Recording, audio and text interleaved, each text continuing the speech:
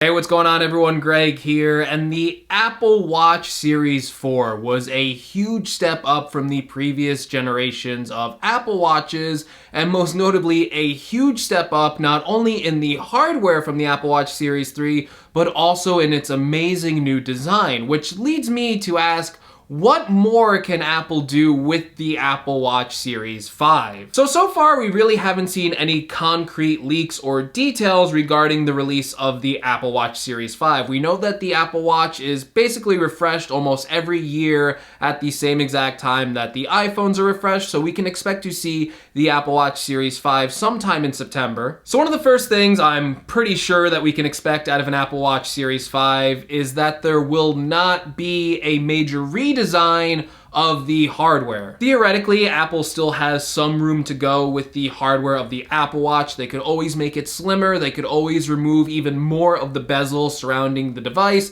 They could put more of a edge-to-edge display, kind of like we see on Samsung phones, with the OLED display on the Apple Watch. But for the Apple Watch Series 5, because the Apple Watch Series 4 was a new redesign, you're really not going to see these kinds of changes this year. You're really going to see changes to the internals of the Apple Watch Series 5 rather than a brand new design. That being said, although we can't really expect a major redesign of this product, we could expect to see some minor differences that Apple could throw into the mix to make it a little bit more of an exciting upgrade rather than just upgrading the internals inside of it, and that could go in the way of adding some different finishes to the Apple Watch. So the Series 4 was the first version not to get a edition version of the Apple Watch. What I mean by that is, when the first Apple Watch came out, they had the Gold Edition, which was ridiculously priced, like $10,000 gold Apple Watch, but it represented a special edition of that product that you could buy.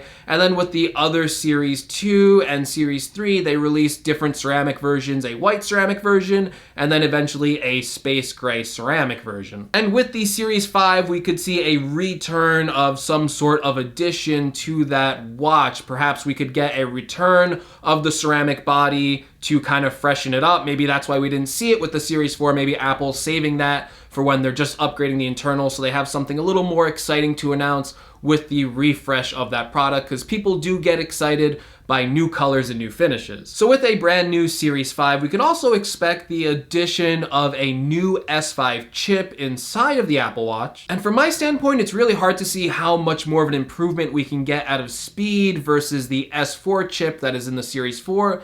That chip inside of that Apple Watch basically makes everything feel like it's loading instantly, and previous versions of the Apple Watch were plagued by slower processor speed, so the S4 chip really hit it out of the park. I even mentioned in my review just how fast that the S4 chip felt in comparison to almost any other chip version of the Apple Watch, and how it really felt like this was a major improvement for this device. So with an S5 chip, I don't know how much more speed improvements we could really see, although I'm certain that Apple will double the processor speed or something ridiculous like that, considering that every time they release a new iPhone, they're basically increasing the speed by a lot, and with the Apple Watches, they are doing the same thing. So we can expect some speed improvements with that S5 chip. It still remains what benefits this S5 chip we'll see in real-world usage, whether it will actually give us any speed increases when loading the apps that are already on the Apple Watch, or whether it will power a new class of Apple Watch apps that we haven't seen yet. Although I do think one of the more important things that the S5 chip will bring along is even increased power efficiency with that chip, so that will also lead to things like longer battery life inside of the Series 5. And while we're on the topic of battery life, I also think that's an area where the Series 5 could be improved upon. All of the Apple Watches have been rated for an 18-hour usage of battery, and that can be longer or shorter depending on how you use your Apple Watch. So if you're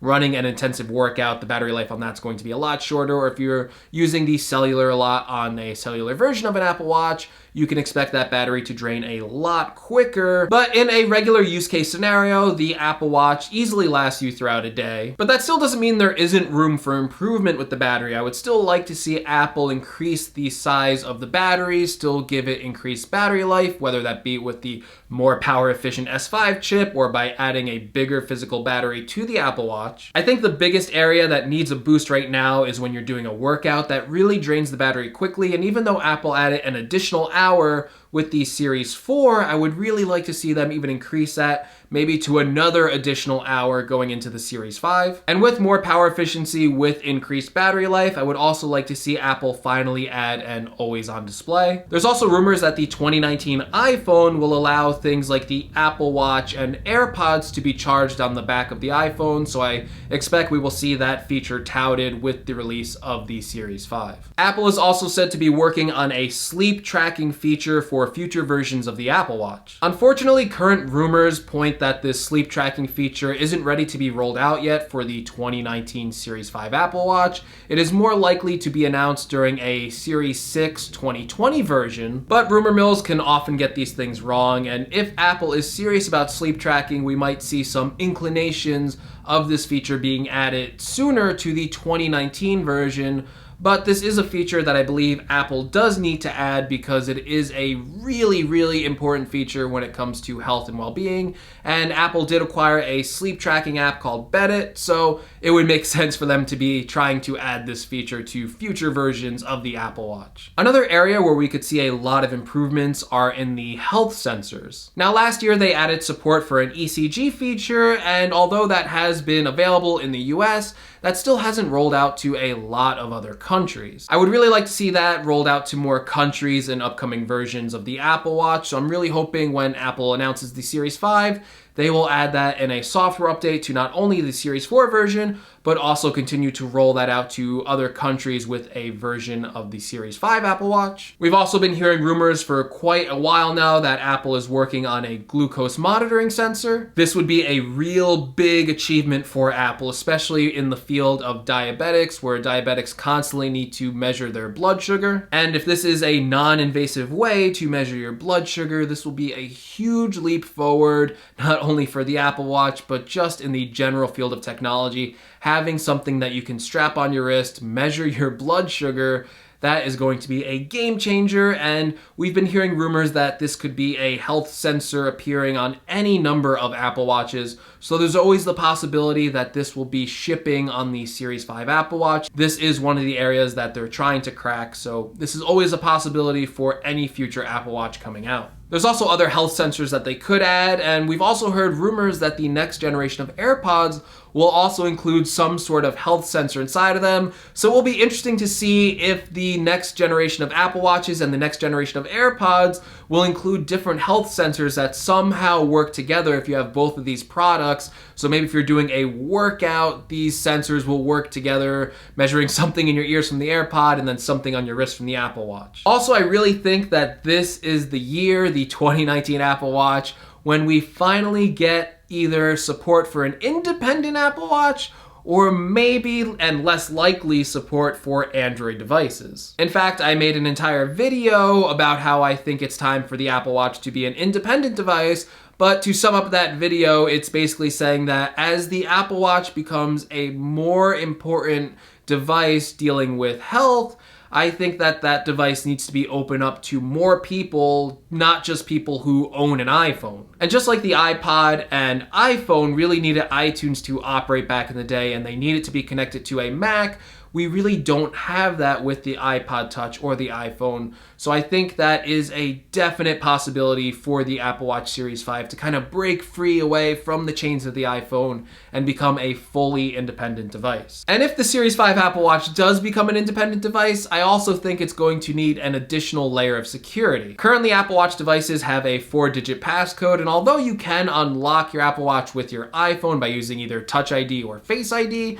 I would like to see increased security on the Apple Watch, especially if it's moving towards an independent device. This means a stronger passcode that's longer than 4 digits. So if we're adding longer passwords, I really would like to see an in-screen fingerprint reader for the Apple Watch Series 5, especially because I don't think Face ID would really make sense on an Apple Watch because you would have to add cameras to the device, and the device is really, really small. So adding cameras just for the purpose of Face ID wouldn't make as much sense to me as just adding in a fingerprint sensor that is able to be accessed on screen. I also expect more watch faces to make its way to watchOS 6, especially with the new screen design of the Series 4 Apple Watch having that bigger screen. I think we can expect to see a lot more watch faces take advantage of all that screen real estate, and this might finally be the year that we see third-party watch faces available on the Apple Watch and a third-party watch store. But anyway, enough about what I think. Let me know what you think. Are you guys excited for the Apple Watch Series 5? What kind of new features do you think we can see? What kind of software features do you think we can see? Let me know in the comments below. And as always, I will see you all in the next video. Take care, everyone.